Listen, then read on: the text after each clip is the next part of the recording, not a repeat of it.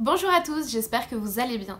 Aujourd'hui, on retourne à la Nouvelle-Orléans et je vais vous parler d'une série de crimes qui s'est déroulée il y a pile 100 ans, entre 1918 et 1919, par un homme qu'on a surnommé l'homme à la hache. Alors comme d'habitude, installez-vous bien confortablement, éteignez vos lumières et c'est parti.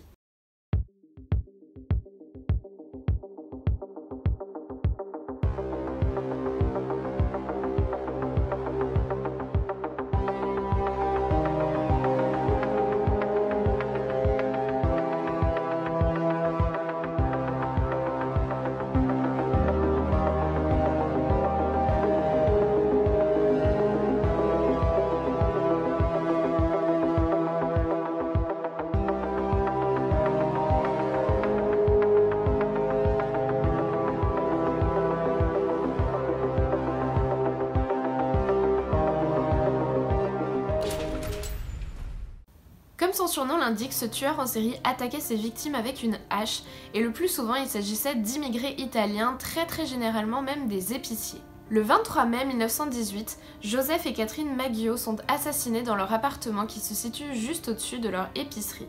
Ils ont d'abord été égorgés et leur tête a ensuite été fracassée à coups de hache.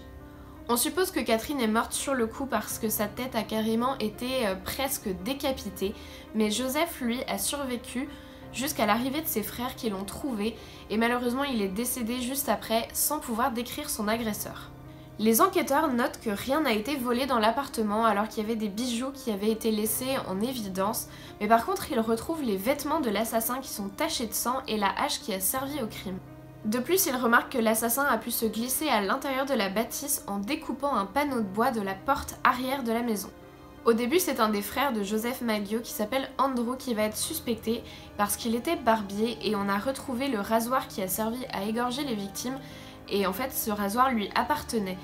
Mais finalement, des témoins qui ont vu une personne rôder autour de la maison cette nuit-là vont pouvoir l'innocenter. Un mois plus tard, c'est au tour de John Zanca et Harriet Lowe d'être retrouvés dans une véritable mare de sang. Ils ont tous les deux reçu des énormes coups de hache à la tête, mais par miracle, ils ne sont pas morts. Harriet va pouvoir donner une description de son agresseur. Elle dit que c'était un homme grand et à la peau sombre. Mais suite à des complications dues à ses blessures, Harriet va changer mystérieusement sa version des faits et elle va accuser John Zanca de l'avoir attaqué. Heureusement, lors de son procès, le jury ne pourra même pas concevoir que John ait pu se fracturer lui-même la tête à coups de hache et il sera disculpé. Le 5 août 1918, Madame Schneider, qui est une femme enceinte de 8 mois, se réveille en sursaut en pleine nuit et elle voit une silhouette penchée au-dessus d'elle. Elle veut crier mais à ce moment-là, elle reçoit un effroyable coup en plein visage qui va totalement la défigurer. Elle sera retrouvée quelques heures plus tard par son mari et d'une manière assez miraculeuse, elle va survivre à cette attaque et donnera naissance à une petite fille en pleine santé. Quelques jours plus tard, deux jeunes filles surprennent un homme en train de s'enfuir de la chambre de leur oncle qui s'appelle Joseph Romano. Il a été attaqué et a eu la tête fendue en 2 endroits. Le suspect avait la peau sombre, il portait un costume noir ainsi qu'un chapeau qui lui masquait le visage. Et encore une fois, on va retrouver pas très loin de la maison la hache qui a servi pour l'attaque et on constate qu'une ouverture a été découpée dans la porte arrière de la maison. Après ça, il va y avoir plusieurs tentatives d'attaque qui ne vont pas aboutir, par exemple des personnes qui le matin se rendent compte que quelqu'un a essayé de découper leur porte arrière mais heureusement la porte n'a pas cédé. Mais aussi pas mal de fausses alertes puisque les habitants de la Nouvelle-Orléans commencent à céder à une sorte de psychose générale et ils rentrent en panique dès qu'ils trouvent une hache à proximité de leur maison ou qu'ils voient quelqu'un de louche en train de rôder dans le quartier. Et c'est une énorme chasse à l'homme qui est alors organisée. Bizarrement, pendant plusieurs mois, il y a une période d'accalmie et les habitants de la Nouvelle-Orléans se disent que finalement cette série de meurtres est enfin terminée. Mais le 10 mars 1919, les crimes reprennent lorsque le couple Cortimiglia est retrouvé presque mourant dans sa maison. Ils ont tous les deux reçu des gros coups de hache à la tête et leur petite fille Marie est décédée. Encore une fois, on découvre la hache qui a servi au crime pas loin de la maison et une ouverture a été faite dans la porte arrière. Quelques jours plus tard, le rédacteur en chef du journal le Times-Picayune va recevoir une lettre très étrange que je vais vous lire. Estimés mortels, ils ne m'ont pas pris et ils ne le feront jamais. Ils ne m'ont jamais vu car je suis invisible, tout comme l'éther qui entoure votre terre. Je ne suis pas un être humain, mais un esprit et un démon de l'enfer le plus chaud. Je suis celui que vous, néo-orléanais et votre folle police appelez l'homme à la hache. Sans aucun doute, vous pensez que je suis un meurtrier des plus horribles. ce que je suis, mais je pourrais être bien pire si je le voulais. Si je le souhaitais, je pourrais visiter votre ville tous les soirs. Je pourrais tuer des milliers de vos meilleurs citoyens à volonté car je suis en relation étroite avec l'ange de la mort. Maintenant, pour être exact, à minuit 15, temps terrestre, mardi soir prochain, je vais passer à la Nouvelle-Orléans. Dans mon infinie miséricorde, je vais vous faire une proposition. Je suis très friande de musique de jazz et je jure par tous les diables des régions basses que chaque personne chez qui se trouvera un groupe de jazz en train de jouer au moment que je viens de mentionner sera épargnée. Si tout le monde a un groupe de jazz, alors tant mieux pour vous. Une chose est sûre, c'est que ceux qui n'écouteront pas de jazz mardi soir goûteront de la hache. Bizarrement, quand cette lettre a été rendue publique, ça n'a pas impressionné tout le monde et il y en a même certains qui ont fait passer des petites annonces dans le journal pour défier le tueur de venir chez eux. Il y en a même un qui a dit qu'il laisserait sa fenêtre ouverte et qui priait le tueur de ne pas abîmer sa porte. Fallait quand même avoir des sacrées couilles pour oser narguer le tueur et je pense que ceux qui se sont permis de passer ce genre d'annonce étaient très bien armés. Alors ce fameux soir-là, eh bien tous les clubs de jazz de la ville étaient totalement pleins. Il y avait énormément de concerts qui ont été donnés un petit peu partout dans les maisons et un peu partout dans la ville et finalement aucune attaque n'a été recensée. Cet épisode-là est vraiment rentré dans la légende et il a inspiré plein d'œuvres, que ce soit littéraires voire même musicales.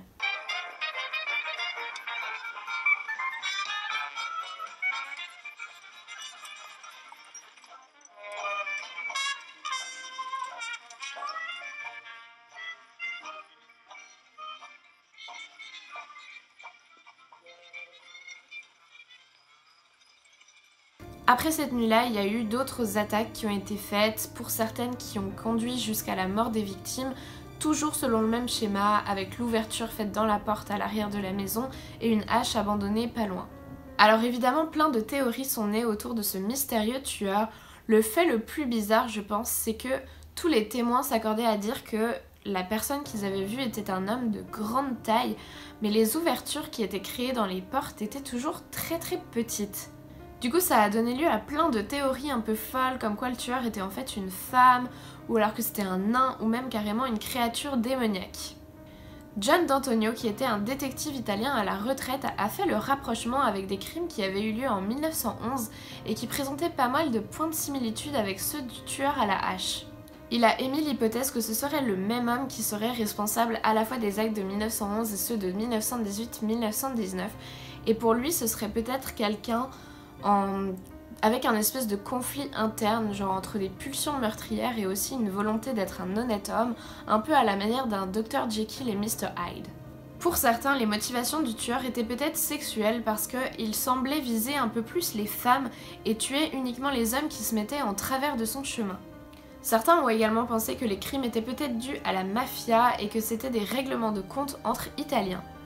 Finalement, les crimes se sont arrêtés mystérieusement et l'homme à la hache a disparu aussi rapidement qu'il était arrivé et on n'en a jamais retrouvé la trace.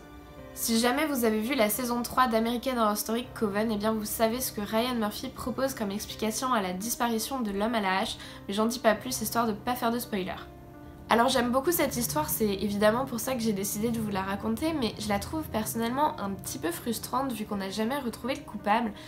Et j'arrête pas de me dire que si c'était arrivé à un autre moment, je suis sûre qu'on aurait pu le démasquer parce que avec les connaissances qu'on a eues par la suite sur les tueurs en série et notamment grâce au profilage, c'est certain qu'on aurait pu le retrouver. Je veux dire, c'est un tueur avec un tel mode opératoire, il y a forcément une signature qui devait ressortir des scènes de crime. Je suis certaine qu'on aurait pu le trouver, les policiers auraient pu le trouver. Malheureusement, j'ai pas trouvé énormément d'informations sur l'enquête qui a pu être faite à ce moment-là, mais je me doute que voilà, au début du XXe siècle, on avait très peu de connaissances sur ce genre de crime-là. C'est un peu comme pour Jack l'Éventreur. C'est des tueurs qui sont quand même tellement particuliers, qui ont tellement une marque de fabrique, j'ai envie de dire, que on aurait forcément pu en faire quelque chose si on avait eu les techniques de profilage.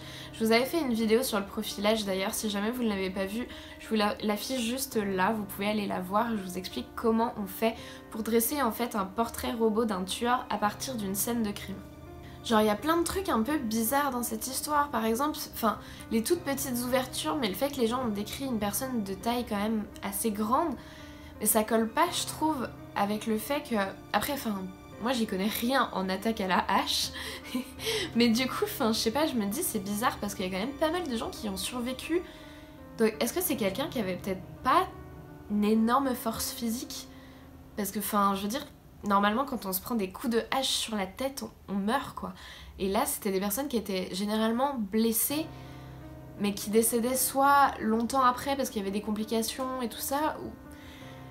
Enfin, ouais, je sais pas, dites-moi ce que vous en pensez, mais je me dis c'est peut-être pas... Enfin, c'est peut-être pas la personne que les gens ont vue, les témoins qui ont décrit quelqu'un de grand et tout ça, enfin... Je trouve ça colle pas trop avec le type d'attaque. Et puis aussi, à quel moment il a vraiment disparu, parce que il y a eu... Donc, comme je vous l'ai montré, des événements en 1918, puis une pause, puis ça a recommencé en 1919, et là il y a eu cette lettre, mais cette lettre, je veux dire, est-ce qu'on est sûr que c'est vraiment lui qui l'a écrite? Parce que n'importe qui, je veux dire, peut taper une lettre anonyme et dire oui, c'est moi le tueur lâche. À l'intérieur de la lettre, il y avait vraiment zéro info qui puisse nous laisser penser que c'est vraiment genre sûr que c'est lui. Parce que ce qu'il disait, c'était des trucs hyper basiques qu'on avait, enfin, que tout le monde connaissait, qui étaient sortis dans la presse et tout. Donc, est-ce que c'est vraiment lui ou est-ce que c'est quelqu'un d'autre qui s'est amusé à envoyer une lettre? Je sais que ça paraît un peu tordu, mais en vrai, il y a tout le temps des histoires de gens qui disent que c'est eux qui ont fait des crimes alors que c'est pas vrai. Donc, au final, est-ce que c'est vraiment lui qui a écrit cette lettre-là? Puisque finalement, il n'y a pas eu de meurtre ce soir-là à la Nouvelle-Orléans, alors que comme je vous l'ai dit, il y a plein de gens qui se sont amusés à le narguer. Donc, je sais pas, il y a plein de trucs étranges. Je me dis, si ça se trouve, en fait, il y a eu plusieurs tueurs qui ont pris le rôle de l'homme à la hache. Genre, comme quand on parlait de la mafia, parce que effectivement, c'est quand même très ciblé. C'est sur des immigrés italiens et très généralement des épiciers. Donc, est-ce que c'est un crime raciste? Est-ce que c'est de la jalousie parce que les Italiens ont commencé à devenir plus... comment dire? C'est eux qui avaient plus de commerce et tout, et peut-être qu'ils ont pris la place de quelqu'un d'autre avant. Bah, je sais pas, c'est super bizarre et c'est vraiment dommage qu'on n'ait pas eu le fin mot de cette histoire. Du coup, je suis assez curieuse de savoir ce que vous avez pensé de cette histoire. N'hésitez vraiment pas à me partager vos théories en commentaire.